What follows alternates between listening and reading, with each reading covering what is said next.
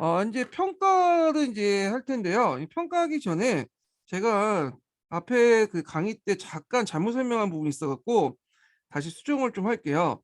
거기 이제 주제학습 관련된 이제 제가 설명을 할 때 그 주제학습 탐구 방법에 의해서 인제 탐구학습 절차가 있죠. 그때 탐구학습 안내가 있는데 찾아봤어요. 제가 좀 약간 문장이 좀 이상해 갖고 찾아봤는데 안내가 맞더라고요. 예, 그래서 이 안내 그냥 결정이 아니라 그냥 탐구 방법 안내 이렇게 해서 좀 수정을 해 주세요. 원래 맞는 건데 제가 잠깐 착각을 했어요, 요걸.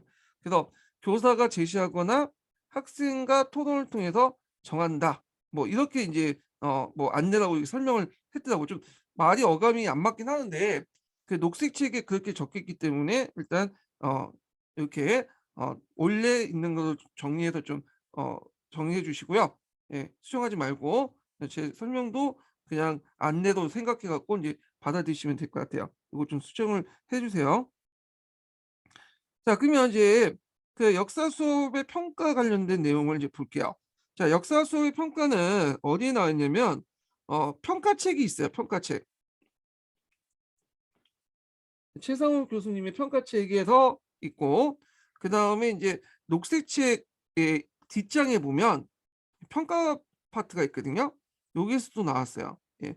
그래서 인제 요게 크게 두 개로 나오는데 요거 평가 부분을 다 할 수 없어 갖고 제가 인제 평가책이나 인제 녹색책에서 시험에 나왔던 주제들만 뽑아서 재편집을 했어요.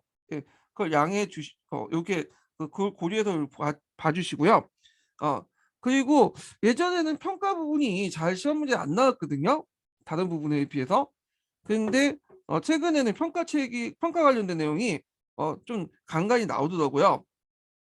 그래서 이제 평가도 이제 기출 주제를 중심으로 해 갖고 봐 주시는 것도 좋을 것 같아. 근데 봐 줘도 어차피 이제 교육학 시간에 평가 관련된 내용 하죠.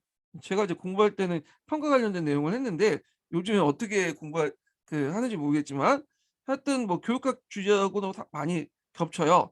그래 갖고 일단 이 교육학하고 연관시켜서 이제 파악하시는 것도 좋을 것 같아요. 예. 그러면 내용을 좀 내용을 들어가 볼게요.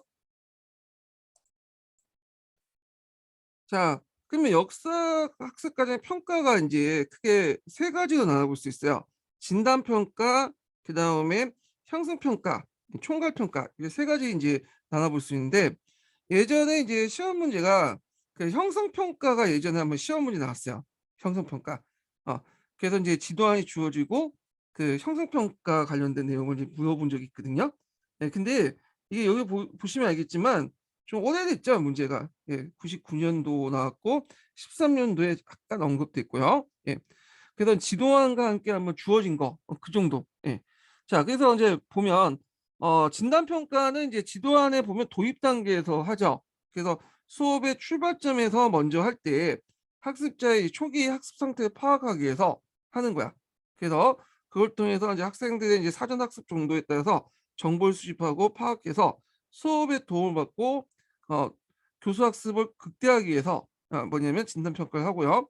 그래서 인제 진단 평가를 통해서 학생의 특성을 파악한 후 학생들의 선행 지식 등을 비추어 적절한 교수 방법을 이제 제공해 준다.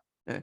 그래서 인제 있고 그다음에 형성 평가는 수업 도중에 인제 하는 거죠. 학습 과정에서 인제 하는 모든 형태의 평가가 그 형성 평가예요. 그리고 이 형성 평가인데 이제 수업이 끝난 후에 하는 것도 형성 평가예요. 예. 그래서 보통 이제 수업이 끝난 후에 하는 걸 총괄 평가라고 생각하시는 분이 있는데 그게 아니라 총괄 평가는 보통 한 단원 학기가 끝날 때 하는 거고 우리가 인제 하는 뭐 1차 시험이나 2차 시험 뭐 중간고사, 기말고사가 이제 총괄 평가고요. 형성 평가는 뭐 한 교시가 끝나거나 그 도중에 하는 것이 형성 평가다. 주로 피드백 목적으로 하는 거죠. 수업 내용을 이해하고 있는지를 점검하고 피드백을 제공하기 위해서 하고 그걸 바탕으로 그 과정을 개선하고 하고요. 이후 과정을 개선 수업 과정을 개선하는데 그 목적이 있고 학습 중간에 학습 목표를 성취하긴 그렇지 못하게 개선 정보를 얻을 수 있다는 거. 그다음에 한 단위의 학습 과제가 끝나고 새로운 수업 조치가 시작하기 전에 부과하여 학습과 결손의 누적을 막을 수 있다는 거. 그러니까 보통 한 차시가 끝난 후에 그다음에 인제 한 단위 끝난 후에 한 하는 거고요.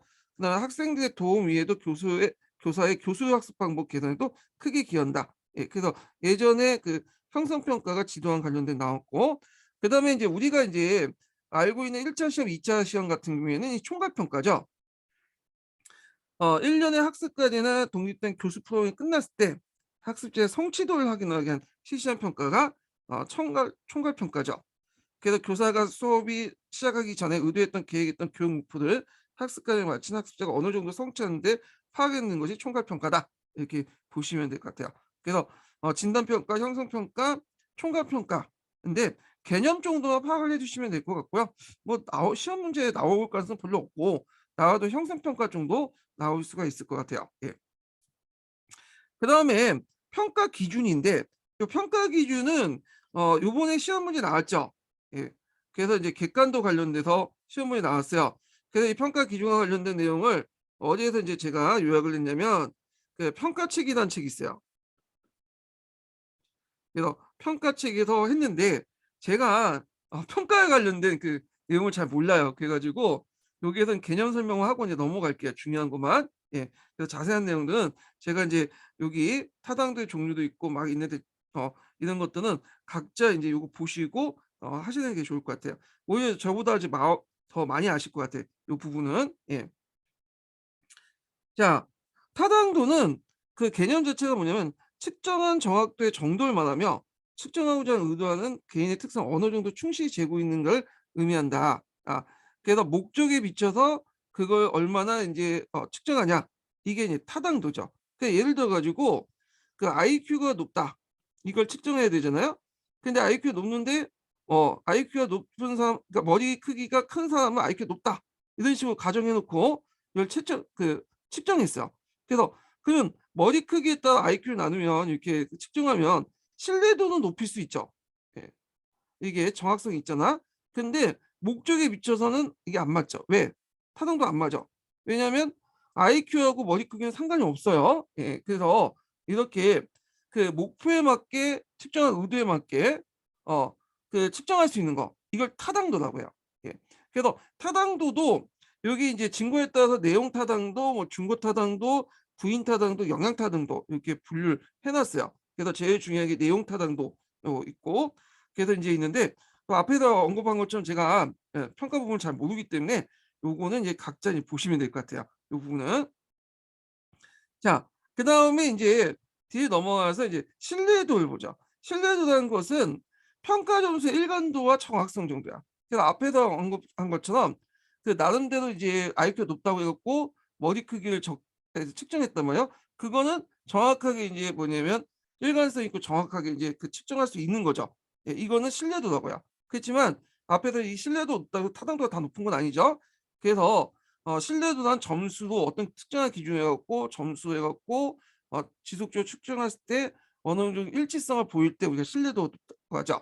동일한 대상에게 동일한 평가를 반복적으로 실시하거나 동일 검사를 실시해서 얻은 결과 일관성, 측정 오차에 적을 정도가 적을 때 우리는 신뢰도가 높다, 이렇게 이제 보면 되겠죠.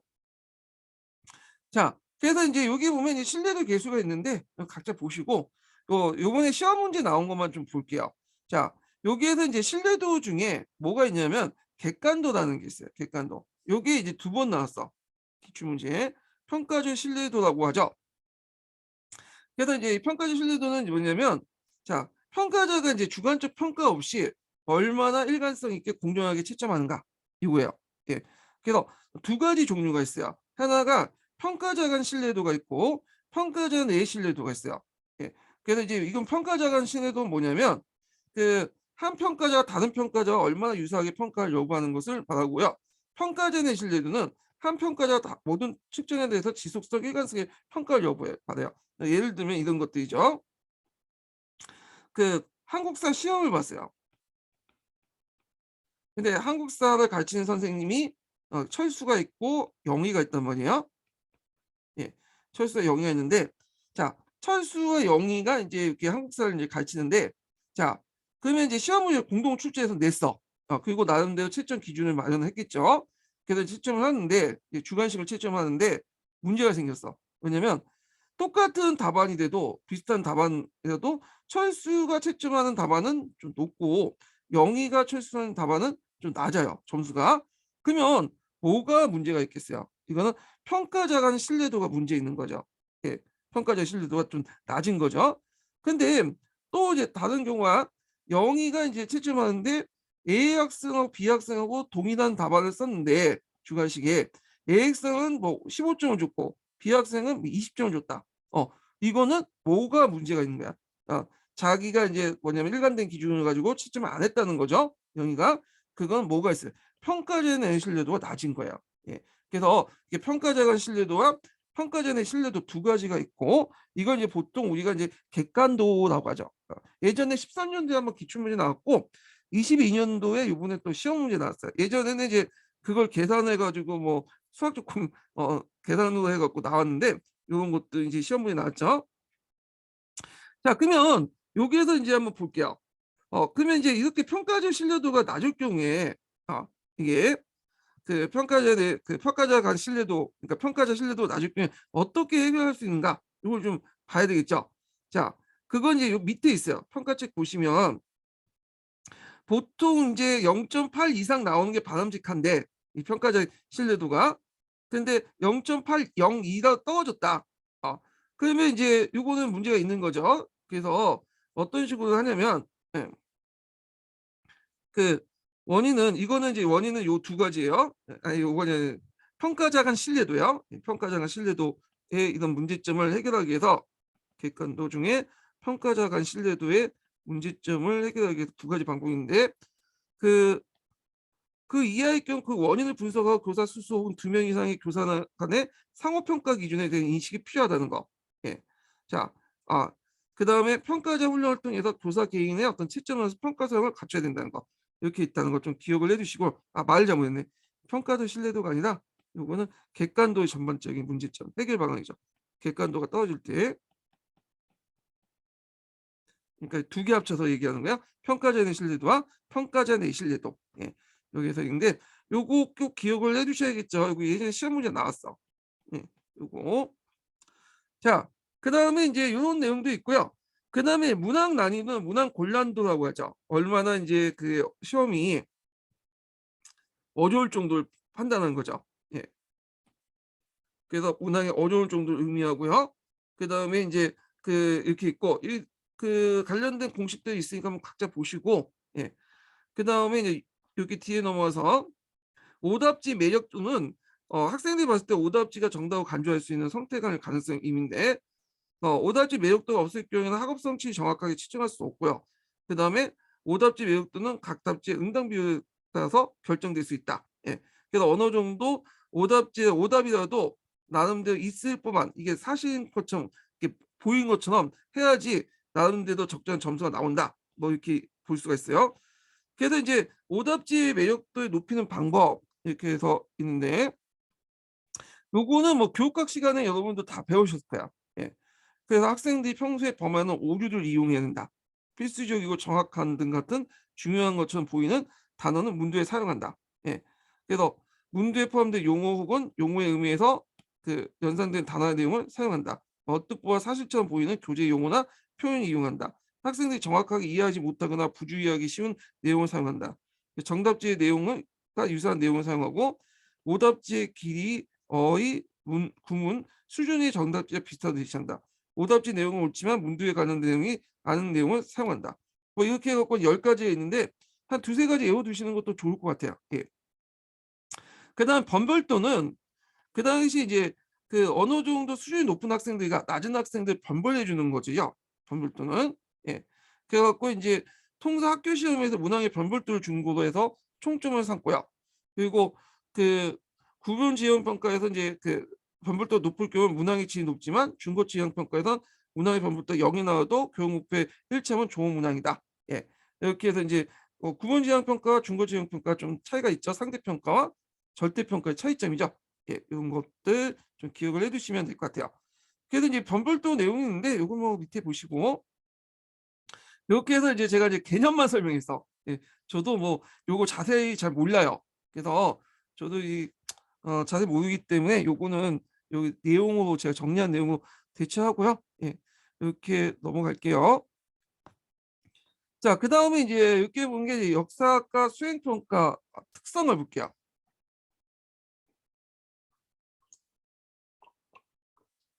자, 수행평가 관련돼 갖고 포트폴리오 관련된 내용이 나왔죠. 예, 그 내용이. 그래서 이제 요걸 좀 봐야 되는데, 자, 수행평가의 필요성 같은 거 보면 교사 중심에서 학습자 중심으로 전환하여 학습자의 탐구력과 창의력을 개발 및 신장시킨 거다. 그래서 학생들의 노력과 성과를 질적인 측면에서 다양하게 평가하기 위해서 제시했다. 예. 그래서 수행평가의 필요성인데, 요 수행평가 필요성은 예전에 기출에 한번 언급됐었어요. 근데 이거는 이제 시험 문제 안 나올 것 같아. 그 예전에 나왔던 이유가 뭐냐면, 그때 이제 수행 평가는 제가 중고등학교 다닐 때만 해도 안 했어요. 난 수행 평가 뭔지도 몰랐네. 중고등학교 다닐 때. 예. 그리고 언제 제가 수행 평가를 좀 알았냐면, 나중에 인고 시험 볼 때 그때 수행 평가를 알게 된 거야. 예. 그때 이제 7차 교육 과정이 막 시작할 때거든요. 그래서 7차 교육 과정 때 이 수행 평가라는 걸 도입을 했어요. 뭐 구성주의 입각해서.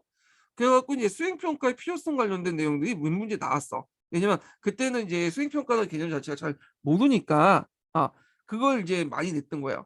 근데 요즘에는 수행평가 다 하죠. 다 알죠. 예. 그렇기 때문에 이 수행평가 관련된 내용, 정의의 필요성 이런 것들은 시험 문제에 안 나와. 예. 주로 나오면 이제 수행평가 관련된 구체적인 이제 평가 방법들이 나오죠. 예. 포트폴리오나 이런 것들이. 그래서 요런 것들은 이제 그냥 제가 정리해 놓은 거니까 각자 읽어 보시고요. 자, 그러면 수행평가 유형을 볼게요.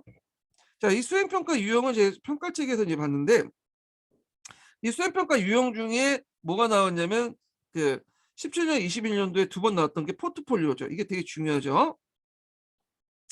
그러면 이제 다음에 이제 그 문제 낼 때는 포트폴리오를 많이 냈으니까 이제 한번 이제 또 둘러봐서 주변에 있는 이제 수행평가 유형 관련된 내용을 낼 수가 있겠죠. 예.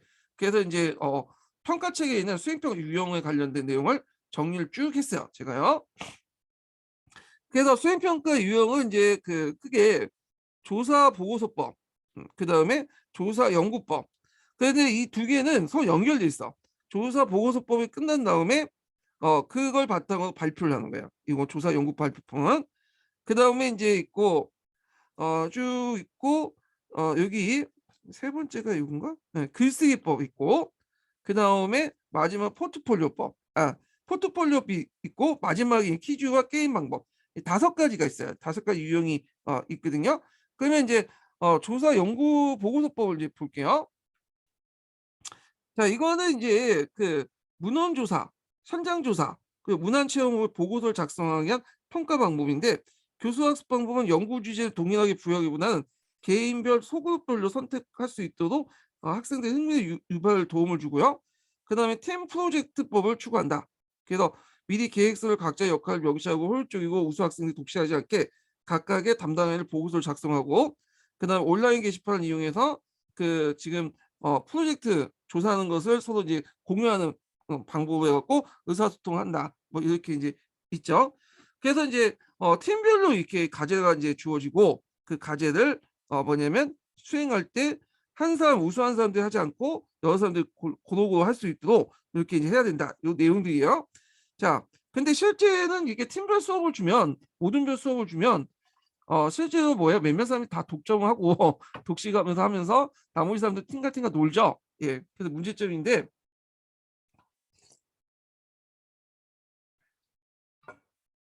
자, 그러면 이때 이제 고려할 사항들 유의점 보면 최종 결과물인 보고서에 포함될 내용을 제시한다. 네, 주제와 관련된 자료 조사뿐만 아니라 생각할 볼 문제를 제시해야 된다.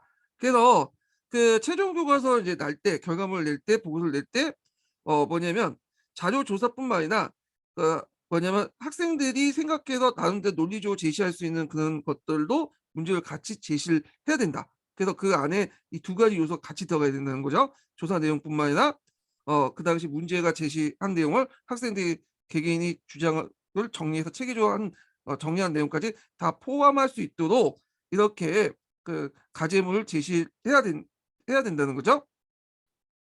그래야지 이제 나중에 최종 결과물 보고서에 그런 내용들이 담을 수가 있죠.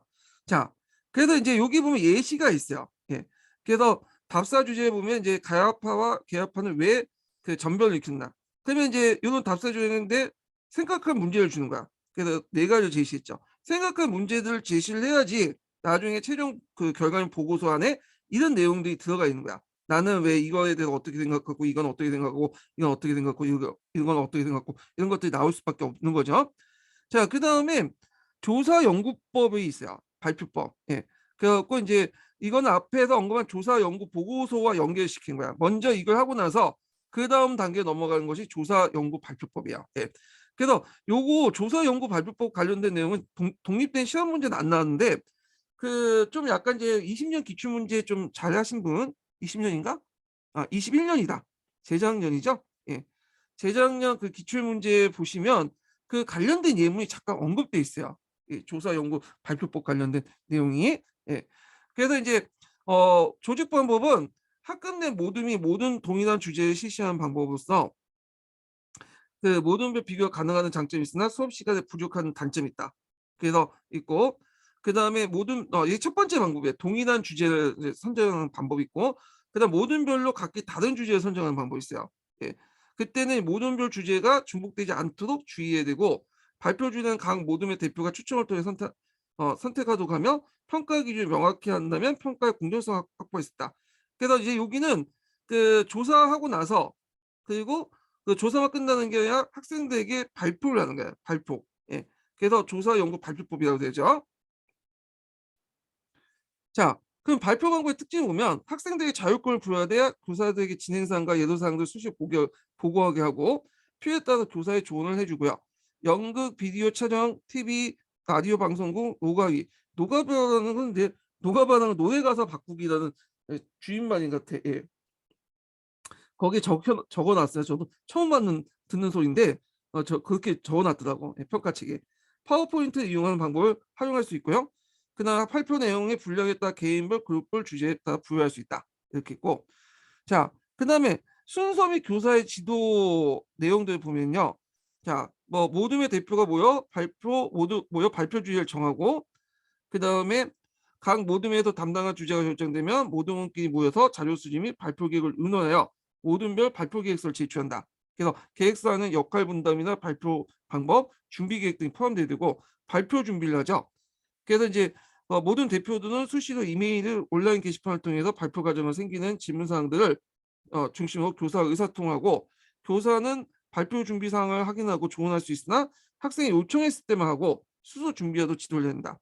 그다음에 발표 당일 보고서 제출 과정에서 보면 보고서에는 모동원의 역할 분담, 발표 및 사용 기재 발표 방법 및 사용 기자재, 그다음에 발표 내용, 주제와 관련된 조사 내용, 그다음에 참고 문헌 등이 포함되도록 지도를 해야 되며 모동원들에게 동료 평가 시 유의사항과 중점적 내용 평가 지도하는 등 채점자 훈련을 시도해야 된다. 그래서 모든별 발표 진행 있죠. 그래서 수업 진도에 따라서 1에서 2조씩 이제 진행을 하고요. 그래서 보통 15분 정도 진행하고 그때 이제 끝나고 나서 교사의 조언과 정리 시간을 또 이용하고 그다음에 발표 도중에 모동에 준비된 평가지로서 동료 평가를 실시한다. 자, 이런 것들인데 제가 이제 요걸 수행 평가를 했던 게 중학교 제가 한번 1년 근무했는데 요걸 한 적이 있어. 예. 그래서 발표하고 애들에게 이제 평가지 주면서 평가하고 있는데 평가 뭐 개판을 해 놨죠. 관심도 없고.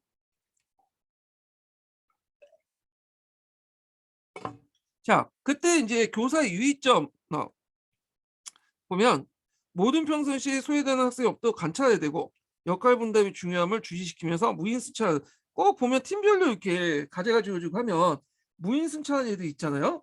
어떤 사람은 열심히 하는데 어떤 학생은 그냥 팅가팅가 놀고 예 그냥 이름만 걸어 놓고 그런 학생들 있죠. 자, 그래서 무인승차하는 학생들이 없고 일부 학생들에게 과제가 전달하지 않도록 지도해야 되고 발표 준비 과정에서 역사적 사실 이해를 강조하고 발표 방법의 외형에만 치중하지 않는다. 그러니까 발표 내용이 중요한 거지 발표 방법 외형이 중요한 거지 꼭 PPT에 할 필요 없죠. PPT 아니어도 뭐 이렇게 프린트 나눠 줘도 그 내용이 좋으면 더 좋을 수 있는 거죠. 자, 그다음에 기자재가 이제 필요할 경우에 수업 시작 전 미리 준비하고 모든 별 발표 시간을 갖도록한다. 이렇게 해서 인제 어 그 당시 그 발표 수업의 순서와 교사 지도 내용이 인제 있고요. 그다음에 동료 평가지죠. 아까 처음에 말한 것처럼 이제 그 당시 모든 걸 발표하면 그 동시에 동료 평가를 하잖아요. 예. 그래서 효과는 수업 집중도를 높일 수 있고 동료 평가를 같이 하다 보니까 공정성을 확보할 수 있다. 예. 그래서 인제 교사 평가에 동료 평가까지 합산해서 계산을 하죠. 자, 요 동료 평가 점수는 교사 점수를 기준으로 해서 적절한 비율을 교사 평가와 동료 평가 기준은 인제 뭐 5대 5로 하든지 뭐 이렇게 할 수 있고, 자 그래서 인제 요런 내용들 좀 기억을 해 두시면 될 것 같아요. 자, 이런 뭐냐면 발표법, 그러니까 조사 연구 발표법의 장점과 단점을 볼게요. 시험 문제는 장점과 단점이 인제 좀 약간 많이 나오더라고요. 자, 일단 장점은 역사 수업에서 과거의 상황을 재현해 보는 작업이 역사 이해에 도움을 줄 수 있어요. 그래서 문학적 상상을 동원해서 과거의 상황을 재현함으로써 역사의 주제인 과거 사람들의 사회 문화를 이해할 수 있고, 그다음에 그 학생들의 창의적 능력을 평가하고 활동심을 배양할 수 있고요. 연구 내용 발표 과정에서 동영상 촬영, 그림 자극, 실시 등 다양한 방법을 활용할 수 있죠. 그러니까 발표하는 과정에서 뭐냐면 그림 자국도 실시할 수 있고, 그다음에 동영상 촬영은 아마 저기 발표 과정을 동영상으로 촬영한 것 같아요. 예. 자, 하여튼 이런 방법을 사용할 수 있고, 한 가지 매체뿐만 아니라 두 가지 복합적으로 인제 할 수 있다. 뭐 동영상 촬영도 할 수 있고 PPT 띄워서 인제 할 수도 있고 발표를 다양하게 할 수 있죠. 자, 단점은 일단은 모든 간의 의견 차이를 극복하지 못한 협조가 이루어질 경우에 발표를 못한 사례가 나올 수 있다. 이는 단점이 있다는 거. 그래 갖고 인제 조사 연구 발표법에 대해서 있고, 조사 연구 발표법은 앞에 인제 조사 연구 보고서와 연계돼 있다는 거야. 그래서 발표하는 과정에서 조사 연구 보고서를 해야지만 할 수 있는 거야, 요거는요. 자, 그다음에 이제 글쓰기법을 볼게요. 보통 이제 수행 평가 중에 글쓰기 이제 많이 시키잖아요. 어. 자, 그러면 이제 글쓰기법은 이제 보면 글쓰기법의 종류가 있어요. 세 가지로 이렇게 나누고 있는데, 첫 번째가 인제면 설명적 글쓰기야. 보고서 작성, 학생 스스로 다수의 정보를 찾아내고 유용한 정보를 축출하여 주제에 맞게 조직 및 정리하는 방법이 설명적 글쓰기고, 자유롭게 글쓰기는 다양한 주제를 가지고 자유롭게 써 나가는 방식으로, 창의적 글쓰기는 학생들의 새로운 관점에서 역사적 사실을 분석 평가하는 작업으로서 역사적 사유를 근거로 하는 글쓰기를 얘기한다. 예, 세 가지 유형으로 나눴고요. 그다음에 이제 수행평가 글쓰기 보면, 자 수행평가 글쓰기는 여러 가지가 있죠. 뭐 역사신문 기사도 있고 극학학습 대본도 있고요. 역사적 인물에 관한 편지도 있고, 인터뷰 기사, 뭐 극학학습 대본, 인터뷰 기사. 잠깐만요. 예. 이게 잠깐만, 오타가 있네. 오타가 아니라 중복된 내용이 있네요. 예. 그다음에 연설문, 건의문, 역사일기, 감상문이 있고요. 평가는 세부적 기준을 제시하여 최종화보다 평가의 수를 누적하여 수행 여부만 평가 가능하다. 아, 이게 뭐냐면 이게 글쓰기라는 거는 자유롭게 써야 되잖아요. 어느 창의적인 걸 발표하고. 근데 뭐냐면 교사가 채점 기준을 세부적으로 하면 어 뭐가 문제가 되면 그에 맞춰 쓰려고 해요.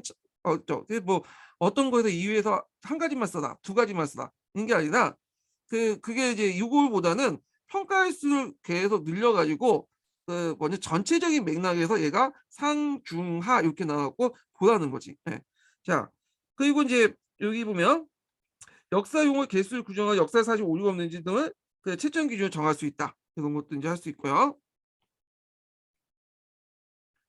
자, 그다음에 인제 여기 있고, 그다음 장점을 볼게요, 장점을. 제가 말을 좀 약간 오류가 있는 모순이 있는 것처럼 얘기한 것 같은데, 평가에서 세부적인 기준을 제시하는 실점이라는 거는 여기에서 이제 보다는 평가 횟수 누적 평가 가능 이렇게 보다는 이 내용은 뭐냐면, 세부적인 기준 같은 경우에는 이제 아까 처음에 뭐 한 가지 써라, 두 가지 써라 요렇게 인제 있잖아요. 요것도 이런 맥락인데 어 요거보다는 요걸 지향해야 된다라는 걸 얘기하는 거예요, 여기서는. 예. 그러니까 요렇게 정할 수도 있지만 요렇게 세부적 기준을 제시해서 채점하기보다는, 그러니까 요렇게 정할 수 있지만 상대적으로 요게 더 지향해야 된다. 해야지 평가에 대한 이제 뭐냐면 맥락이 맞아. 예. 읽어 보시면 알아요, 여기. 예. 자, 그래서 인제 평가에서의 누적에서 수행 평가의 전반적인 특징만 좀 평가 여부만 보고 전반적인 상중하를 보고, 그렇지만 인제 세부적인 기준은 같은 건 최대한 지향이지만 기준을 정할 경우에 요렇게 정할 수 있다. 이렇게 이해를 해 주시면 돼요. 자, 장점은 뭐냐면 새로운 내용을 배우고 이전에 알지 못했던 생각들을 발견하고 구조할 수 있고요. 그다음에 여러 가지 정보를 모아서 글쓰기를 해야 할 경우 글쓰기 과정에서 유용한 정보를 추출하여 조직하고 정리할 수 있다는 거. 인과관계를 밝히고 스스로 이해하고 사고하는 과정을 확장할 수 있고요. 새로운 내용을 파악하는 학습 과정을 수행 평가를 접할 수 있다. 뭐 외우세요, 이거는요. 예. 정 자 그다음 포트폴리오. 요거 되게 중요하죠. 두 번이나 나왔죠. 두 번이나. 자 포트폴리오는 서류 처리라고 하죠. 서류 처리라고 하는데 서류 처리라고 하는데 그 뭐 우리가 이제 담고 있는 이제 문서를 담고 있는 이 첩 같은 거 있잖아요. 예 서류들 담고 있는 첩을 이제 얘기하죠. 서류 첩. 예 서류 처리 같은 걸 얘기하는데 자 요걸 인제 뭐냐면 문서 목록들을 담고 이렇게 차곡차곡 쌓아 놓은 걸 이제 얘기를 해요 보통. 근데 이제 이거를 이제 평가 방법에 이용하는 것이 포트폴리오법이야. 예. 그래서 특징은 하나의 주제를 정해 놓고 학생들이 조사하고 연구한 노력을 결실 평가한다. 예. 그래서 이 특징이 왜 장기적인 평가가 아니라 장기적인 평가예요.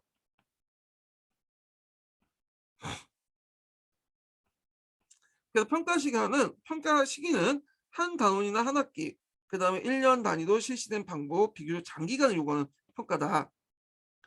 그래서 이제 있고 수행 과정을 점검하는 중도 평가를 도중에 한두 번 이제 또 할 수 있죠. 예를 들어서 뭐 1 학기 정도의 이제 그 과제를 주어 주고 포트폴리오 보유하고 중간중간에 이제 점검하는 것도 있죠. 예. 그래서 인제 있는데 이용 방법은 이제 주로 학습지나 배움책을 통한 평가죠. 예. 학습지 나와 가지고 그다음에 얘들 보고 이제 쓰라고 하고 거기 수업 시간에 쓰라고 하고 그다음에 중간중간 평가해서 점수 매기고 또 최종적인 결과물을 또 해 갖고 평가하고 이런 것들을 이제 보는 게 포트폴리오법이죠. 자 평가 방법에 이제 보면 학습 과정에 필요한 역사적 사실 내용 및 사료, 지도, 사진 등 자료와 단원별로 그 사고를 증진시킬 수 있는 수행 평가 내용이 포함되어 있습니다. 요게 이제 중점적으로 뭐냐면 거기에 인제 나눠준 학습지나 이런 거에 사고력을 증진시킬 수 있는 것들이 필요해야 돼요.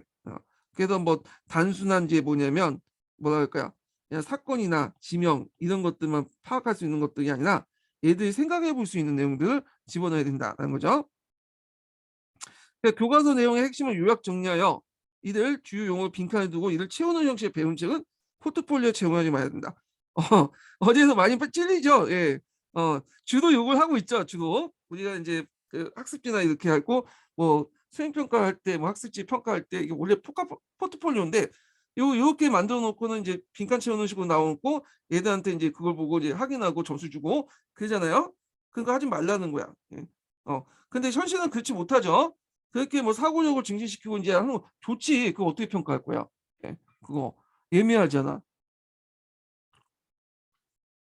애들 수준에 안 맞고 요런 것도 좀 기억을 해 두시면 되고요. 자 그다음에 장점을 볼게요, 장점. 장점 외워 두셔야 되겠죠. 자 포트폴리오 안에는 채점 기준을 찾을 수 있기 때문에 평가 근거가 비교적 명확할 수가 있다. 예. 그다음 수행 과정의 시작과 끝을 비교하여 향상 정도를 평가할 수 있다. 그다음에 이제 관련자를 모으고 처하며 정리하는 과정이 자연스럽게 학습이 이루어지며 자신의 견해를 정립할 수 있다. 자 이게 장점이야. 예. 근데 만약에 이런 장점을 못 살릴 경우에는 어떻게 돼? 개선을 해야겠죠. 예를 들어 포트폴리오 안에 채점 기준을 명확하게 못 하겠어.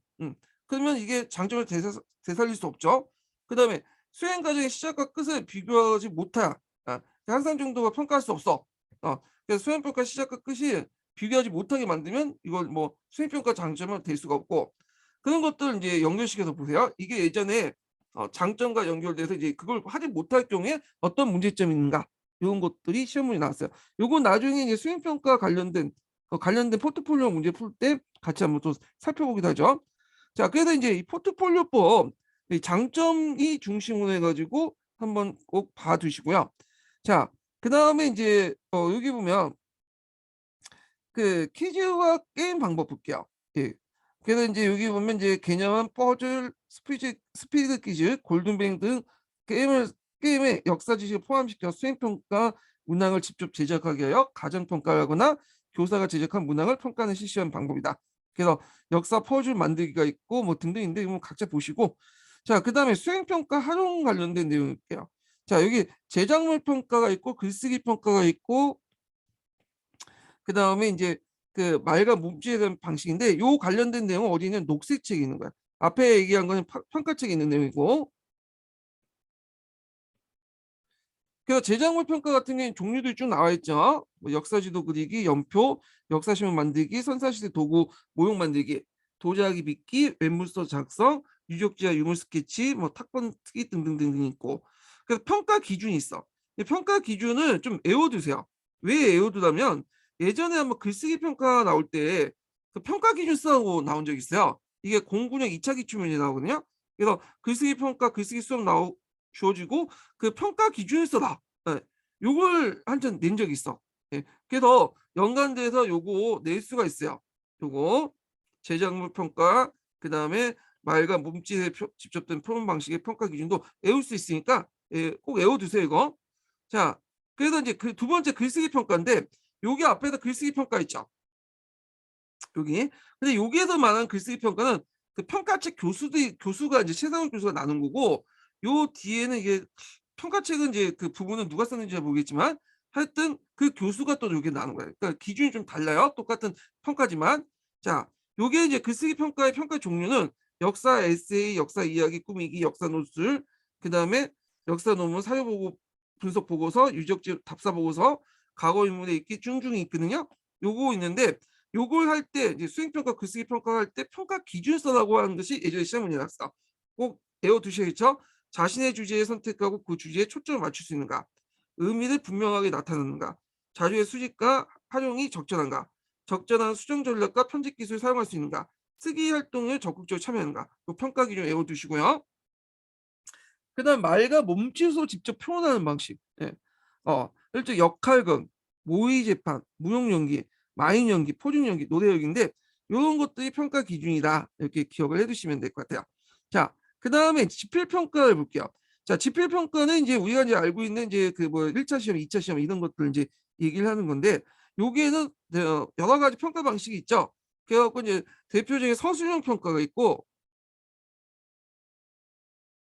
그다음에 선다형 평가가 있어. 오지선단 있죠?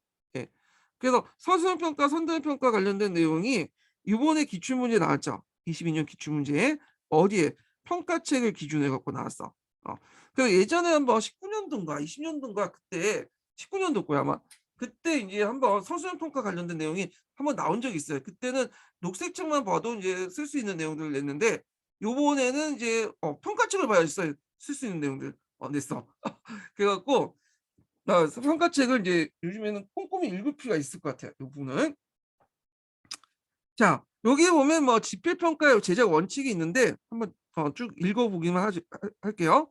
자, 일단은 먼저 평가 목적을 설정해야 돼요. 그 목적에 설정해서 그에 부합된 평가 문항을 만들어야겠죠. 예. 그래서 예를 들어 세계사 시간에 이제 배운 것이 이제 그 출제 범위가 뭐 르네상스와 지리산의 발견인데 그 중세시대, 서양 중세시대 내면 그 목표가 틀리잖아요. 예. 자, 그리고 평가 내용의 범위를 이제 설정을 해야 되고, 그래서 학습할 범위의 주제, 지역적이나 단편적 문항은 출제하지 않아야 되며, 그 다음에 평가하고자 하는 역사 교육 목표를 명확히 규명해야 된다. 예. 그 다음에 지필평가 문항의 요소와 소재를 다양히 된다는 거. 그러니까 이제 그 선다형만 출제하거나 서다형만 출제하거나 이러면 안 되는 거예요. 다양하게 이제 출제를 해야 되죠. 예. 그래서 선택형만 설정할 경우에는 지식 축적의 목적이 있죠. 왜냐하면 이거 선택형은 해봤자 그냥 교과서에 있는 걸 달려고 이제 찍는 거잖아요. 근데 서다형은 이제 서술형 같은 거죠.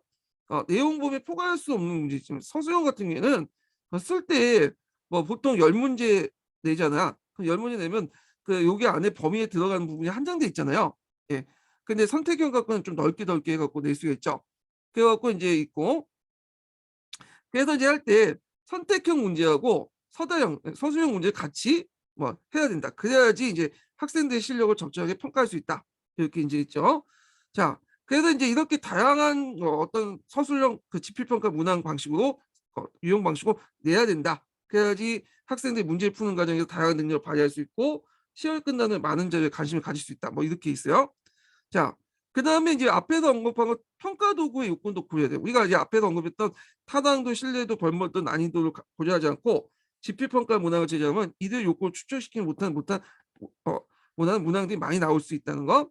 그다음에 참신한 문항을 뭐냐면 제작하려고 노력해야 되고, 예. 그리고 평가 결과를 어떻게 활용할지도 고려해야 된다. 뭐 이렇게 해서 인제 뭐냐면 그 지표 평가 제작 원칙 등이 있어요. 이런 것도 인제 보시면 될 것 같고요. 자, 그다음에 인제 여기에 서술형 평가부터 보죠. 그게 이제 서술형 평가가 있고 그다음에 뒤에 넘어가서 제가 인제 선다형 평가가 있어요. 네, 선다형 평가. 예. 그래 갖고 있는데 요렇게 인제 볼게요. 자, 서술형 평가가 요번에 기출문제 나왔죠. 이게 두 번 나왔어요. 19 년도에 나왔고 몇 년에 나왔어? 22 년도에 나왔어. 예. 그 19 년도에 나왔던 거는 그 녹색책의 내용이고 22 년도에 나왔던 것은 평가책의 내용이에요. 자, 서술형 평가는 학생 수 답이라고 생각하는 바를 문장으로 구성하도록 쓰도록 하는 평가 방식이다. 예. 그래서 이제 큰 좁은 의미의 서술형 평가는 이게 큰 의미의 서술형 평가고 좁은 의미의 서술형 평가는 그 학생들이 알고 있는 사실 지식과 정보를 정리해서 문학 요구에 맞춰 조리 있게 서술하거나 주어진 자료부터 적절한 내용을 이제 추려내는 활동을 요구하는데 이거 뭐 쉽게 생각하면 여러분들 이제 그 학교에 가면 1차 시험, 2차 시험 볼 때 서술형 평가하잖아요. 이게 서술형 평가예요. 논술형 같은 경우에는 여기에서 범위에서 벗어나죠. 그래서 어떤 사건이나 대상에 대해서 학생들이 자신의 생각을 타당한 걸 더 창의적으로 설득 있게 전개한 답안을 요구한다. 그래서 서술형 평가는 이렇게 작은 범위의 서술형 평가와 논술형 이렇게 두 가지가 있다. 이렇게 보시면 돼요. 자, 그다음에 장점을 보죠. 여기 나온 장점은 평가책에 있는 내용들이에요. 평가책. 그다음에 여기 가끔 녹색책에 있는 내용도 있어요. 근데 녹색책에 있는 내용이 다 평가책에 있는 내용하고 겹치니까 예. 자, 서술형 평가의 장점은 지식과 정보를 다루는 능력, 문제 해결을 위한 사고와 표현 능력을 종합적으로 평가한다. 그리고 학생들의 지적 수준을 비교적 구체적으로 정확히 평가할 수 있다. 그런 거죠. 예. 자, 그다음에 평가가 시행된 특정 상황에 발생할 수 있는 측정 요인을 배제할 수 있다는 거. 자, 그래 갖고 인제 평가가 시행된 특정 상황에 발생하는 측정 요인. 왜냐 이게 뭐냐면 선다형 같은 경우에는 잘 봐서 눈치껏 찍는 애들이 되게 많잖아요. 예, 잘 몰라도. 근데 이제 그 서술형 문제는 자기가 모르면 못 써. 예. 그렇기 때문에 측정의 요소를 완전 배제시킨 거죠. 자, 그다음에 이제 요번에 시험 문제 나온 게 요거 네 번째예요. 자, 네 번째 서술형 평가 결과를 면밀히 분석하여 수업 계획과 실행에 이르기까지 실천 전반 실 계획 그러니까 수업 계획부터 실행에 이르기까지 실천 과정 전반 성찰하고 그 개선방을 모색할 수 있다. 요게 이제 뭐냐면 시사점 관련된 거죠. 그래서 그 결과를 시사점을 얻어서 피드백 받는 거예요. 그래서 이걸 도수학습 방법이나 다음 평가 과정에 반영할 수 있다는 거죠. 요게 이제 시험 문제 나왔고 단서 중 게 이 시사점이라는 키워드죠. 예. 한번 읽어 볼게요. 자, 서술형 답안은 독해, 글쓰기, 사고 능력, 어휘 수준 등 학생들에 대한 다양한 정보를 제공한다. 수업 과정에서 일어나는 학생들 변화에는 교사가 의도하지 않았던 부분도 많다. 때로는 목표했던 바와는 다른 방향으로 학생들 변화나 성장이 일어나기도 한다. 자, 이러한 정보는 수업 개선에 피드백을 활용되며 평가 결과 분석을 통해 하나의 시사점과 정보는 또 다른 교사들과 공유할 수 있다. 이 부분이 시험에 나왔어요. 결과를 뭐냐 앞으로의 수업 방법이나 다른 교수들과 공유할 수 있다. 이런 것들 좀 기억을 해 두시면 되고요. 자, 그다음에 이제 다섯 번째 장점은 학생들은 서술형 문항에 대해서 각자의 지적 정서적 토대를 위해서 적절한 자료와 정보를 선택할 자신의 논리와 언어로 답안을 작성함으로 평가 과정에 자유롭게 창의적 사고가 촉진될 수 있다. 예, 이런 것들인데 자, 문제점은 이제 그 과정에서 이제 어떤 문제점이냐면 그 예를 들어 교사들이 서술형 문항의 채점 기준을 세우거나 점수와 등급 부여 기준을 말할 때 곤란을 겪을 수 있다는 거. 왜 곤란을 겪을 수 있어요? 창의적인 건 좋은데 여러분들 채점해 보시면 알겠지만 이게 점수를 줘야 되잖아. 근데 나름대로 교사가 채점 기준을 이렇게 세워 놨죠. 근데 창의적이면 너무 창의적이면 채점 기준에 벗어나 가지고 쓴 답을 많겠죠. 그러면 뭐야 점수 주기가 어려워. 어 신뢰도에 문제가 아니라 측정을 제대로 할 수 없는 거야. 그래서 말은 좋은데 창의적 사고는 좋은데 실제로 힘들어 이게. 예. 진짜 인제 뭐라고 하냐면 어 그 단순한 서술형 시험이나 논술형 시험을 여러 번 봐서 전체 대략적으로 판단해야지 인제 볼 수 있는데 이런 거는 힘들죠. 솔직히 말해서 이렇게 평가 기간을 길게 해서 여러 횟수로 시험을 본다는 게 현실적으로 불가능하기 때문에 1-2차 시험 그 잠깐 보는 시험에 애들 창의력을 어떻게 보겠어요. 창의력 있게 썼다가는 완전히 뭐냐면 어떻게 점수가 나가 떨어지는데. 자 하여튼 이게 문제점이 있어. 자 그다음에 인제 그 여섯 번째는 사고력 측정하는 데 효과적이고 학습자의 깊이 생각하고 넓게 보는 학습 태도를 주스며 문항 제작이 쉽다. 이게 매력이야. 여러분들 나중에 발령 받아 가 보시면 알겠지만 너무 쉬워. 그래서 저는 주관적인 거 이 주관식 서술형을 되게 선호하거든요. 이 객관식은 문항 하나 만들기가 너무 힘들어. 머리를 아주 싸내고 만들어야 돼. 예. 그래서 뭐 참신한 문항을 또 만들려고 해 갖고 이거 하여튼 힘들어요. 근데 이에 반해 서술형은 이제 문항 제작이 좀 쉽잖아요. 예. 자 그래서 이런 장점이 있고요. 단점이 뭐냐면 일단 좀 약간 선택형보다는 어 비객관적이죠. 주관이 좀 많이 들었고 그래서 인제 뭐 분석적 방법을 도입하려고 했지만 한계가 있다. 그리고 아까 얘기한 것처럼 서술형 같은 경우에 문항의 포문수가 제한되기 때문에 시험의 타동도와 신뢰도가 낮아질 수 있고 채점하는 데 또 시간이 많이 들어. 예. 그래서 단점이 있고요. 그러면 인제 유의점을 볼게요, 유의점. 유의점이 예전에 한번 시험 문제 나왔어요. 요 유의점은 녹색 책에 있는 내용이야, 여기는요. 그래서 서술형 평가를 이제 문항을 작성할 때 어떤 것을 고려해야 되나. 일단은 먼저 평가하는 학생들의 집단 을 고려해야 된다는 거죠. 그래서 이때 이제 집단의 규모와 학력 수준을 고려해야 되는데 자 집단의 규모 학생 수가 많을 경우에 원하는 채점의 답안의 분량을 적게 해야 돼. 예. 그냥 긴 문장을 요구하는 긴 답안을 요구하는 것은 할 수가 없죠. 예를 들어서 뭐 학생이 뭐 1,000명이에요. 1,000명인데 뭐 긴 문장을 요구하는 논술형 문제를 냈다. 이거 어떻게 채점해요? 예. 교사 한두 명 가지고. 안 되죠. 예. 그래서 대개 보면 답안 분량이 짧아. 단답형이거나 딱 한 줄 이내나 두 줄 이내로 벗어나지 못해요. 이게 볼 수 있는 게 여러분들 보는 임용시험이죠. 어. 임용시험의 대표적인 거예요. 예전에 임용시험에서 인제 보시면 알겠지만 나름대로 논술형 시험 본다고 해서 뭐 200자 써 300자 써 있잖아. 근데 이게 점점 없어진 이유가 뭐겠어요? 요걸 하려면 채점 인원을 많이 동원해야 돼. 이 사람들 공짜 내줘요? 어.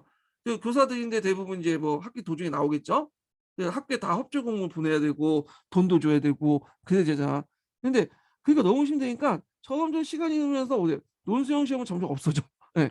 그리고 나서 다 담답형으로 바뀌어요. 현실을 알게 된 거지. 이런 것들. 그렇기 때문에 요거 나오면 담답형식으로 해서 지명, 임명 그리고 뭐 서술형 문제도 한두 줄 좀 쓰는 거 그런 것들이 문제가 나와요, 이런 것들. 그러니까 요게 맞춰서 또 뭐냐면 내용을 조직하고 또 여러분들 열심히 외우는 거죠. 이게 좀 문제가 있는 것 같아, 이게. 근데 어쩔 수 없어요, 이게. 한 번에 딱 모든 걸 다 내야 되니까. 그다음에 문제는 또 학력 수준이 낮을 경우에 그러면 이 학력 수준이 낮은 애들한테 어려운 문제 내면 다 빵점이겠죠. 다 뭐야 1 등급이 안 나오죠, 그냥. 한 문제만 맞춰도 1 등급 되고 이렇게 되겠죠. 그래서 가급적 애들이 풀 수 있는 쉬운 문항을 출제해야 된다. 그럼 거꾸로 학력 수준이 높은 애들은 뭐예요? 좀 어려운 문항을 내야겠죠, 변별력을 높이기 위해서.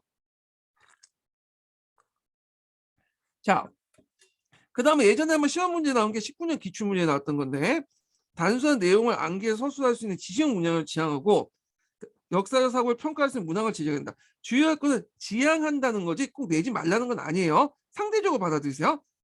요거는 최대한 이제 최소화시키고 역사적 사고를 평가할 수 있는 문항을 내야 된다. 그래서 이제 이걸 제가 이제 봤어. 거기 평가책 내용에서 정리를 해 봤어요. 그래서 암기한 내용을 그대로 기술한 문항이요. 삼국통일에 의의를 쓰시오. 뭐 신신사들의 특성을 서술하시오.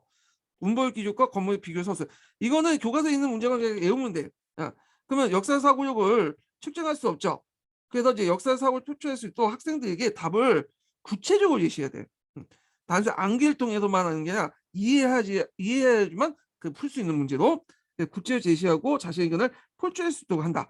요게 이제 먼저 구체적으로 세부적으로 음 막연하게 제시하는 게 아니라 이거 예전에 기출문제 나왔어요. 자신의 의견을 표출한다. 좋긴 좋은데 이것도 문제가 뭐냐면 아까쯤에 유의점에 걸리죠. 이거 어떻게 이제 뭐 아니 유의점이 아니라 어떤 문제점이 있어요 이거. 채점의 기준에 단점이 걸리죠. 여기 보면. 비객관적인 결정적 약점이 있죠.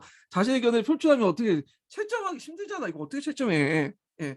그러니까 인제 이건 이게 역교는 이론적인 거와 실제 수업하고는 좀 다른 거야, 평가하고는. 자, 그래서 이걸 이제 예를 들면 삼국통의 의의 서술을 삼국통의 의의 서술의 그 근거를 분명하시오. 예. 그리고 신진사업의 특성을 쓰려면 신진사업의 특징을 서술하고 이런 특성에 대해서 고려국의 형상을 설명하시오. 그리고 문벌기록 건문을 이렇게 단순한 게 아니라 문벌기록과 건문세조의 공통적 차이점을 제시하고 이들 기준 고려사에 끼친 영향을 서술. 이렇게 세부적으로 구체적으로 답안을 제시하고 근거를 또 제시하고 한다. 요거 기억을 해두세요. 예전에 기출문제 나왔어. 19년 기출문제에. 자, 그다음에 이제 있고 요게 이제 있고 요 관련돼서 이제 역사 사고를 평가할 수 있는 것은 이제 이런 식으로 문제 가용으로 평가할 수 있고, 그다음에 두 번째 방법은 역사적 사고를 평가하는 방법으로서 두 번째 방법은 사을 제시하고 그에 대한 해석, 비판, 분석할 내용을 출처한 문항을 구성해야 되고, 그다음에 학생들이 역사 상상력이나 판단력을 동원해 답을 작성하는 문항을 제시해야 된다. 예. 그 예문이 녹색책이 있어요. 그 예문 보면 자, 신라 말기상에 자신이 농민이었다 가정하고 역사 상상력이죠. 어떤 행동을 할 것인지 제시하시오. 세도 정치하에 자신이 지방에 파견된 암행어사라면 어떤 일을 할 것인지 서술해 보시오. 강화도 조약은 불평등 조약이란다. 자, 이런 불평등 조약을 이런 것을 평등한 조약으로 바꾸시오. 상상력이 필요하죠. 예, 이런 것들이 이제 뭐냐면 좋다는 거죠. 그래서 다양한 답안이 나올 수 있으므로 이미 미리 모범 답안을 작성해. 이렇게 하면 이제 다양한 답안이 나올 수 있잖아. 일단 채점 기준에 시대착오적 내용이 들어가서 안 된다는 걸 명시한다. 이때 할 때 이제 주의점 두 가지 이렇게 보시면 되고요. 자, 그러니까 학생들이 응답할 내용을 구체적으로 진수해야 된다. 세 번째 유의점은 논의하다, 평가하다 같은 단어 자체는 특별히 요구할 수 없기 때문에 응답반이 다양해질 수밖에 없죠. 그러다 보니까 어떤 걸 논의하고 평가하는지 구체적으로 제시해야 돼. 예. 너무 막연한 게 아니라 구체적으로 방향까지 설정하면서 제시해 줘야 된다. 이렇게 보죠. 그 다음에 시험 시간을 고려해서 문항수를 정하고 학생들이 작성한 답안 분량과 항목을 제시해 준다. 이거 당연한 거죠. 뭐 1시간 주어진 그 시간에 40문제, 50문제 냈어. 애들이 어떻게 풀어? 예, 못 풀죠. 이런 것들은 이제 뭐냐면 답안 분량에서 아주 벗어난 거죠. 예. 그 다음에 이제 그 있고, 그 다음에 이제 여러 문항 중에 몇 개 선택하고 답해서는 안 된다. 그러니까 말이 이제 서술형 문제인데 선택형 문제를 주는 경우가 있어. 이거는 뭐냐면 좀 약간 평가도와 신뢰도에 떨어져. 예. 이런 것들인데 이게 대표적인 게 뭐냐면 인구 시험에도 그런 게 나왔어요. 이거 기억을 하실지 모르겠지만 그 예전에 이제 뭐냐 03년 기출 문제야. 03년 기출인데 이게 이제 도리와 양식의 어떤 특징적인 모습을 찾아보시오 하면서 이렇게 파요탄 신전 있고 여기 뭐 1번 주두가 2번, 3번, 4번 밑바탕 이렇게 해갖고 1, 2, 3, 4 이런 식으로 문제를 준 적 있죠. 요거는 말이 주관식 시험이지 이게 객관식 시험이죠. 솔직히 말해서. 예. 그래서 여러 문항제 몇 개 선택하고 답을 해서는 이게 절대 좋은 건 답안은 아니에요. 예. 근데 이제 역사 교수들이 내는 그 뭐냐면 거기 내용 보니까 되게 이런 평가 기준에 안 맞는 것들이 되게 많아요. 예, 하지 말라는 거 하고 답안에 그 뭐냐면 그 답안 그 문제 예문에 답안이 있고 그런 경우도 있었죠 예전에.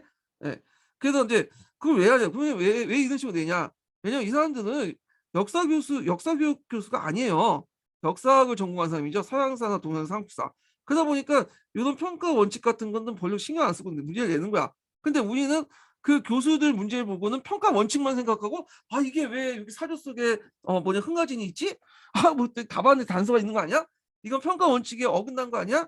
이렇게 막 생각하면 안 된다 그거죠. 예, 왜 그분들은 그런 거 신경 안 쓰고 그냥 문제 내요. 예, 그렇게 신경 안 쓰고 예. 뭐 딴소리를 좀 해봤어요. 자, 하여튼 이렇게 있고 난이도를 조절하여 제한된 시간에 모든 문제를 풀 수 있도록 쉬운 거부터 배야 한다. 왜냐하면 어려운 거부터 내면 얘들이 좌절해버려. 예. 그래서 쉬운 거부터 해서 어려운 걸 내서 이렇게 나중에 어려운 걸 내는 거죠. 그래서 어려운 문제를 처음 제시하면 시험에 대한 두려움을 느끼고 자신이 실력을 충분히 발휘할 수 없거나 시간 조절에 실패하는 가능성이 있다. 그렇게 있죠. 그래서 그런지 몰라도 이제 인구 시험에서는 2점짜리를 먼저 쉽게 내고 그 다음에 4점짜리 내는 것 같아. 근데 뭐 이것도 어렵게 내면 어렵게 낼 수 있죠. 4점짜리 문제도 어려운 문제 막 내고 그다음에 쉬운 문제 나중에 내고 그래놓고 교수한테 따질 수 없잖아. 왜 평가 원칙에 다르지 않냐? 그런데 이거는 우리가 이제 뭐 그냥 따질 문제가 아니죠.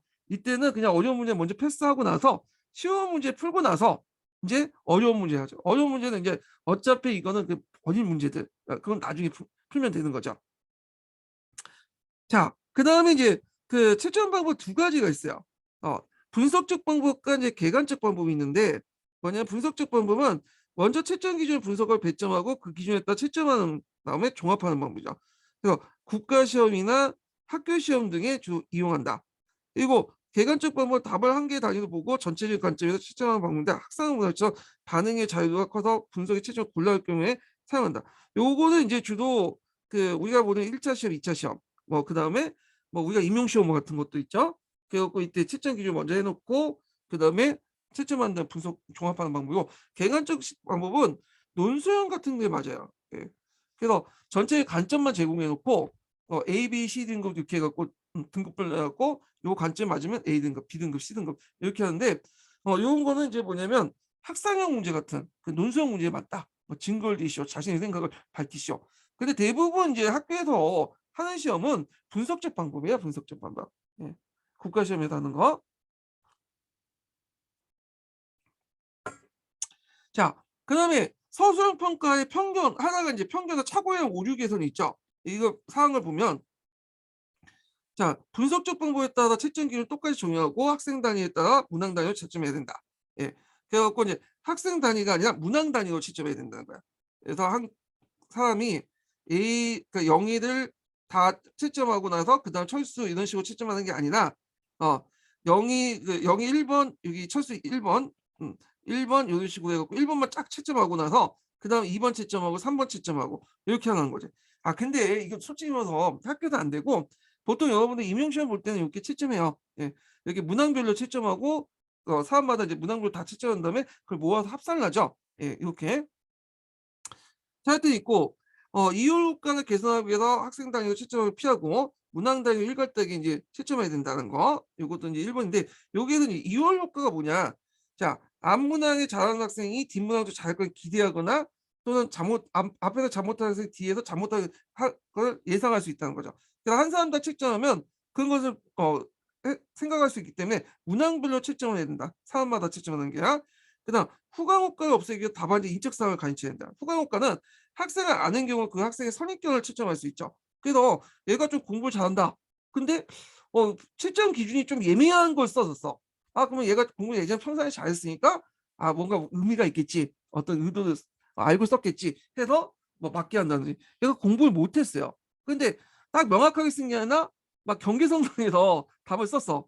그럼 얘가 공부 못하니까 아 이 녀석 뭘 알고 썼겠나 하면서 다 그럴 수 있단 말이에요. 예. 자, 그 채점의 정확성을 기하기 위해서 가능한 혼자 채점을 여러 번 채점해서 종합해야 된다. 이런 것들. 그래서 이렇게 이제 서술형 채점의 편견 및 착오에 이른 오류 개선인데 요거는 앞에 이제 뭐냐 채점 그 도구 기준 있죠. 여기 앞에 있는 내용도가 많이 중복돼 있어요. 예.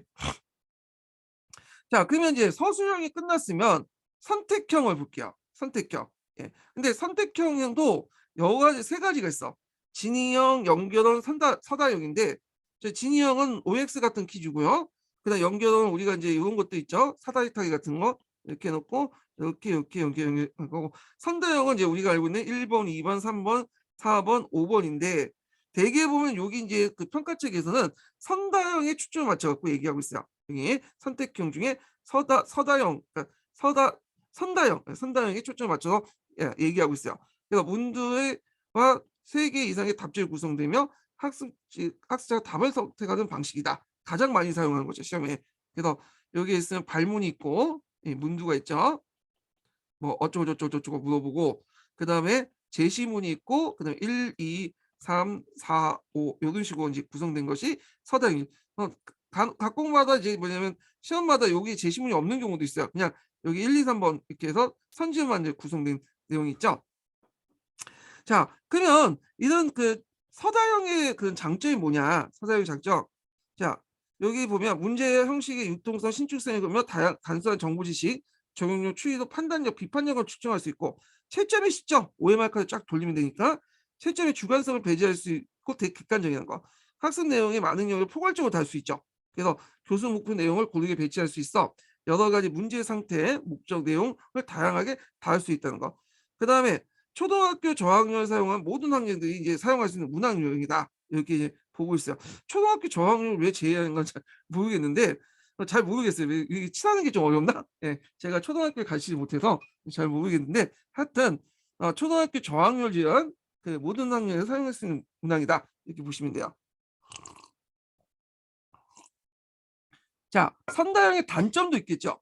일단은 보통 4 개에서 5개 답지가 있죠. 선지로 구성돼 있죠. 그래서 4 개에서 5 개의 답지로 상호 독립적 의미에서 유사한 형태를 만들었기 때문에 오답지 문항 제작이 되게 어렵다는 거. 예.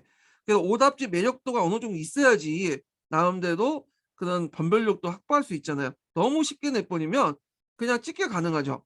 자, 응답의 범위가 제한적이다. 그래서 학습자가 문제가 제시된 답지 중에 정답을 선택할 수 있으며 답지에 제시되지 않는 견해나 출제자의 의도를 넘어서는 예에 대해서는 의사를 표시할 수 없다는 거. 그다음에 제일 문제가 되는 축적에 의한 정답을 맞출 수 있다. 이 찍기가 가능하다. 이렇게 보시면 돼요.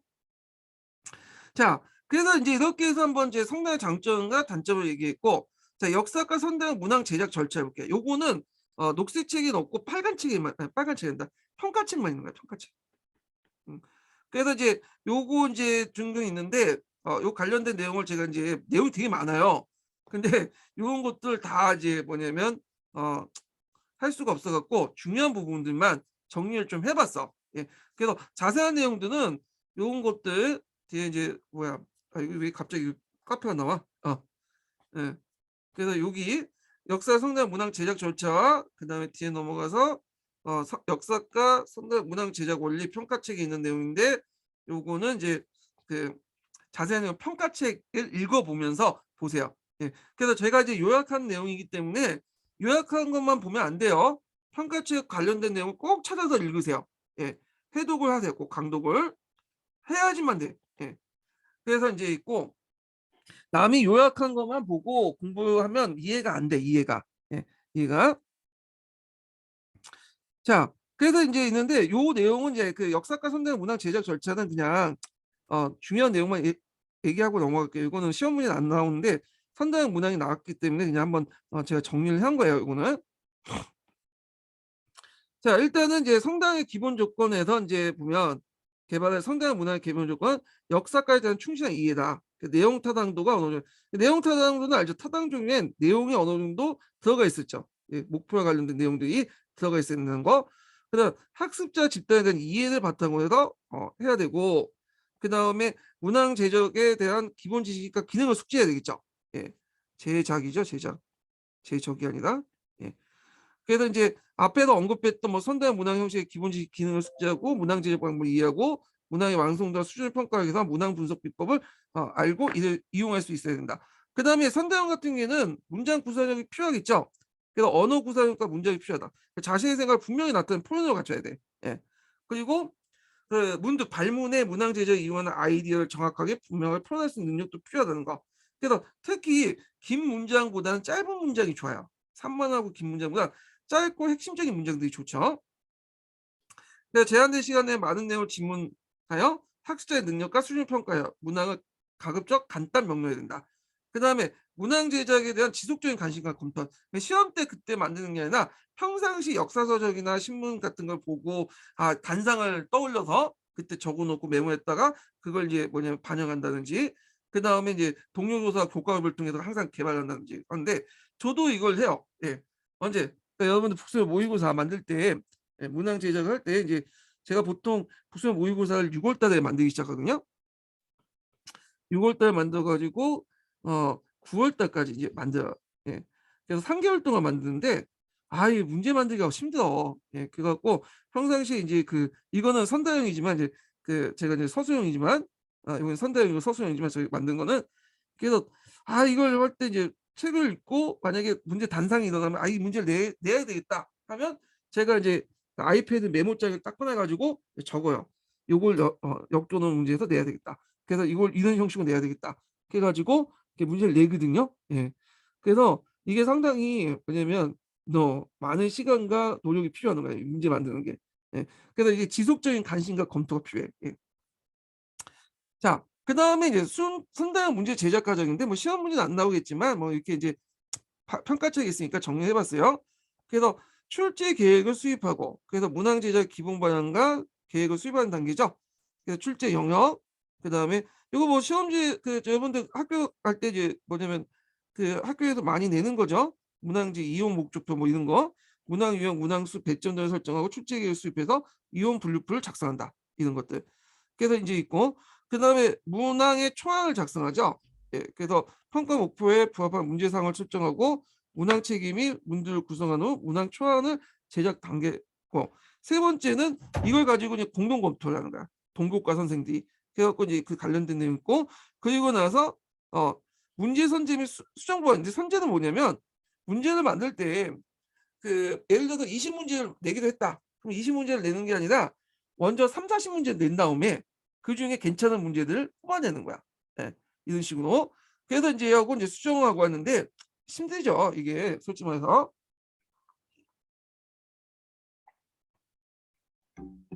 자, 뭐 이렇게 있고 그다음에 이제 문항 배치 및 이제 검사 편집을 하고요. 그래서 이제 문항 배치는 이제 학생의 동기 유발을 하기 위해서 시험 분할을 조장하지 않게 해서 문제가 좀 난이도가 쉬운 것부터 이제 차차 제시하고 그다음에 검사지에서 가독성을 고려해서 문항 형식에 맞게 편집해야 되며 이게 연구부에서 많이 하지 이거. 예, 가독성. 이것 때문에 많이 이제 제가 연구부하고 많이 다투는데 1번, 2번, 3번 이렇게 쓰면 4번, 5번 이렇게 쓰면 요 줄을 맞춰야 된다는 거야. 이게 무슨 얘들 가독성 때문에 그렇다는데 조금만 비껴놔도 요 줄이 안 맞는다고 가독성이 떨어진대. 예, 그래서 제가 얘들한테 물어봤냐고 설문조사를 해봤냐고 했죠. 그래서 한번 연구부 개원하고 한번 싸운 적이 있는데 너무 잡더라고. 예, 그래서 교장 교관까지 불러놔서 몇 마디 하고 좀 싸우고 그랬어요. 자, 하여튼 그다음에 이제 검사지 완성 및 인쇄. 예. 그래서 인쇄가 끝나면 이제 여기 대졸에서 뭐 이게 제대로 인쇄됐는지 그 특징이 뭐냐면 학교에 가 보면 흑백 충격문이 많아요. 예. 그래서 이게 학습자가 구분할 수 있도록 뭐냐면 좀 약간 뭐 쪽지를 주거나 간지를 넣거나 뭐 이렇게 그림을 다시 보여주거나 뭐 그렇게 하는 거죠. 자, 그다음에 역사과 선당 문학의 제작 원리 보죠. 예. 요게 이제 시험 문제 나왔어요. 이게 시험 문제. 여기서 그래 갖고 이제 뭐 여러 가지가 있는데 일단 여기 문제 보면 자, 문두 작성의 원리가 있어요. 그래서 문두라는 것은 이제 요걸 보기 위해 성대형의 구조를 이제 알표했는데 성대형은 요렇게 있죠. 예, 여기에 문두가 있고 여기가 제시문이 있죠. 그 제시문 예문이 있는데 예문에 넣는 것도 있고 없는 것도 있어요. 요거는 그다음에 여기 선지가 있죠. 1, 2, 3, 4, 5. 예. 그래서 여기 이제 된 거예요. 문두 관련된 내용 요 부분. 그래서 이제 그 문두 작성 원리로서 이제 여기 보면 세 가지를 제시했어요. 예. 첫 번째가 문두가 분명하게 출제 의도가 문두가 분명하게 출제 문두가 분명하게 출제 의도가 학습자에 정확하게 전달해야 된다. 예. 그래서 그 문두에서 이제 뭐냐면 발문에서 출제 의도가 학습자에게 정확하게 전달하는 역할을 해야 된다는 거죠. 그래서 그걸 하기 위해서 그 내용이 있는데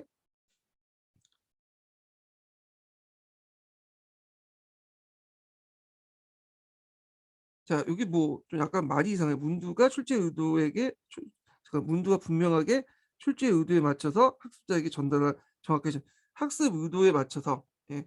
그래야지 좀 문장이 맞는 것 같아요. 음. 학습 의도에 맞춰서 이렇게 출제 의도에 맞춰서 이렇게 고치세요. 자, 그래서 이제 그 내용을 보면 그걸 하기 위해서 불필요하게 어렵고 복잡한 문들을 간단하고 정확한 문을 제시하면서 무엇이 묻는지 명확히 해야 된다.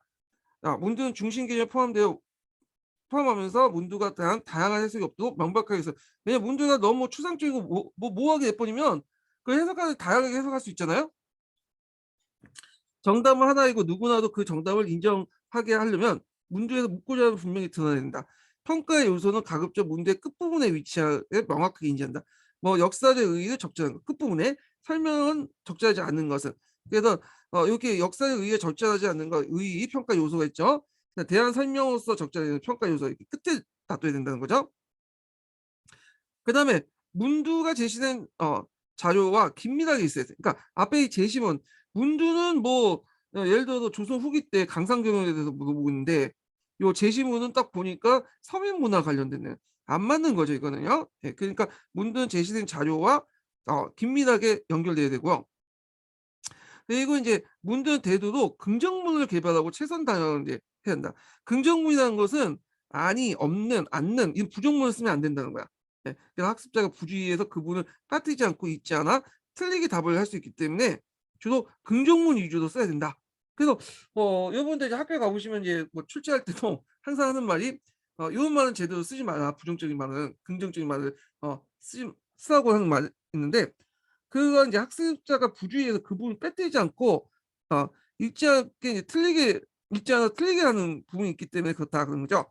그래서 요게 할 때 꼭 항상 이렇게 쓰죠. 아니를 쓸 때 요런 식으로. 예. 없는 쓸 때 이렇게 하고 되도록 쓰지 말라고 하는데 솔직히 말해서 긍정문보다 부정문 내기가 시험 문제 편해. 이렇게 내보시면 알아. 그래서 이렇게 줄을 치는 것도 그 부분을 빼뜨려서 읽지 않고 그냥 답을 잘못할 수 있기 때문에 이게 부정문 쓸 때는 이렇게 밑줄을 쳐 주는 것을 하죠. 자 그다음에 이게 최선 단위이 뭐냐면 자료에 대한 해석이 다를 경우에는 정답에 가장 가까운 적절한 답지 그러니까 가까운 적절한 왜 논란이 그러니까 약간 해석의 여지가 있는 것도 있죠. 이게 최선 답형이에요. 이런 식으로 가까운 적절한 을 써야 된다. 이거 그 시험 문제 낼 때 그거 항상 체크를 하죠 연구부에서. 예. 그러니까 최선 답형은 답지 중에 가장 맞는 답, 정답의 정도가 가장 큰 걸 선택하는 방법으로 학습자가 보다 정확한 답지를 고를 수 있게 하고 복수 정답 시비를 방지하는 데 유용하다. 예.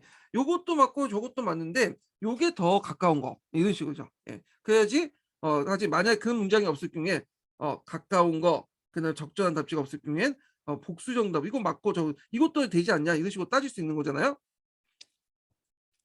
자 그다음에 인제 여기 문두를 얘기했어 문두를. 그러면 그다음 단계가 뭐 제시문이죠. 제시문. 자 제시문 작성의 원리가 있어요. 그래서 이제 요번에 시험 문제 나온 게 제시문 작성의 원리야. 요 제시문 관련된. 요번에 공명척이 나왔죠, 공명척이 시험 문제에. 자 제시문 작성의 원리는 크게 보면 제시문에 의미가 있어야 된다는 거. 예. 그리고 제시문이 지나치게 길고 복잡해서는 안 된다. 두 번째 원칙이고요. 예. 그다음에 제시문의 자료와 답지가 연관성이 높아야 된다. 이런 것들이죠. 자, 먼저 이제 시험 문제 나온 게 이제 첫 번째 원칙인데 제시문의 의미가 있어야 되는 건 뭐냐면 단편적인 지시나 사실을 기억하는 암기력 위주의 측정이 아닌 학습자 사고에 충분히 축적할 수 있는 문항이 되기 위해선 제시문의 내용을 분석하여 답지를 확인하는 과정이 문제 해결 과정 반영되는 거야. 자, 요 관련된 내용이 이제 예시 문항이 있어요. 평가책에. 그래서 제가 발제를 해 놨어요. 이게. 여기 보면 자료의 내용을 바탕으로 역사 다큐멘터리를 만들려고 한다. 다음에서 사전에 조사할 내용을 가장 적절한 것을 이렇게 있죠. 자, 근데 이제 문제는 이걸 이미 이제 뭐냐면 출처를 밝혔죠. 왕호춘천국전. 음. 어 그러면 왕호춘천국전 밝혔으면 그러면 얘들은 요 제시문 자체에 의미가 없는 거야 이거는. 왜냐면 이거는 여러분들 알다시피 해초가 썼잖아. 이 단편적 지식을 알고 있는 애들은 그냥 여기 보고 뭘 찍겠어요 당연히. 여러분들 보면 딱 예? 2 번을 찍겠죠 2 번. 승려 해초의 인도 여행. 근데 원래 출제가 의도한 것은 요거 이런 식으로 문제를 푸는 걸 의도하지 않았어요. 여기 보시면 알겠지만 뭐 보리사라는 거 뭐 녹양원 이런 걸 이제 보면서 뭐 유추할 수 있던 걸 원하는데 근데 막상 문제를 보니까 애들이 이제 이거는 안 보고 예 요것만 보고 출처 보고 요런 식으로 찍는단 말이야. 그러면 이거는 단순 사실을 뭐냐면 찍는 거지 문제의 사고력을 유추할 수 없죠. 사고력을 이제 측정할 수 없잖아요. 이런 문제는 아니란 말이야. 예. 그래서 요걸 빼든지 그죠? 요거를 요 문장만 보고 요렇게 뭐냐면 추론을 해야지 사고력을 유추할 수 있잖아요. 그래서 요번에 시험 문제도 나와요. 거기 보면 인제 공명척이라고 딱 적어 놨죠. 조선후기 신분사에 막 변동해서 공문척. 그럼 당연히 애들이 요 공명척 그냥 사진을 보지 않고 요게 밑에 공명척에다 친절 설명까지 해 놨어요. 요걸 보고 찍겠죠. 요런 식으로 하면 안 돼. 그래서 문도 가지고 제시문 때 공명척을 이게 공명척이라 적어 놓고 이게 공명척이라고 알 수 있는 단서를 주는 거죠. 그래서 이걸 추론해 갖고 이렇게 뽑아내는 거야. 답을 찍을 수 있고. 그래야지 역사적 사고 과정을 볼 수 있는 거죠. 예. 그래서 제시문 자체가 의미가 있어야 되는 게 여기에서 이런 식으로 의미 없이 그냥 출처만 그냥 하면 의미가 없죠. 이거 제시문 자체 주어질 필요 없죠. 그냥 요렇게 내면 되지 뭘. 그냥 왕호 촉조 국정 이렇게 해 놓고 이렇게 문제 해 갖고 내면 되는 거죠. 예. 그래서 요번에 이 시험 문제 나온 게 이거다. 이렇게 이제 보시면 될 것 같아요. 자, 그래서 인제 있고, 그다음에 제시문이 지나치게 길고 복잡하면 안 돼. 이건 발문도 똑같아. 예. 너무 길어 버리면 애들이 혼란스러워. 예. 그 질문의 핵심이 모호해지고 이렇게 질문, 그 문항의 본래 의도와 관계없는 잡다한 욕설을 막 삽입하면 질문의 핵심이 모호해지고 자료가 복잡해지게 제시되면 학습자는 자료를 읽고 문항 구조를 파악하는 데 시간을 소비하기 때문에 질문 내용에 숙고할 시간도 없다. 적당히 해라. 예. 그다음에 이제 하나가 제시된 자료와 답지의 연관성을 짚어야 돼. 이거 다시 돌아서 앞에서 언급한 것처럼 문두하고 제시문하고 관계가 없으면 이것도 문제죠. 예. 문두는 그 조성욱의 강상구형 부분인데 여기는 이제 뭐 서민문화 관련된, 조성욱의 서민문화 관련된 내용이 있어요. 근데 거꾸로 이제, 아니 꼭 다른 방법으로 제시문하고 답지하고 연관이 있어야지. 뭐 조선후기 때 강상경은 이제 답지는 이렇게 있는데 갑자기 여기 뭐 조선시대 때 이제 그 뭐 서민문화 보면 여기고 문도하고 관련도 없지만 이거 선지와도 관련이 없는 거죠. 예. 그럼 제시문 있으나 마나 이건 왜 넣는지 몰라. 예. 이런 식으로. 그래서 제시된 자료와 답지의 연관성을 높여야 된다. 그래서 제시된 자료의 분석을 통해 답지의 사실 내용적 연관성을 가지고 있어야 되고, 답지에서 답지에 이제 반복된 단어들이 있을 경우에 이들 문구나 자료에 제시된 방법을 피하고 답지에 배운 논리적으로는 시간적 순서에 대해 그 순서에 따라 답지를 제시된다. 뭐 이렇게 제시된 자료와 답지의 연관성을 높이는 방법으로 해야 된다는 거 좀 기억을 해두시면 될 것 같고요. 예. 그래서 이제 있고,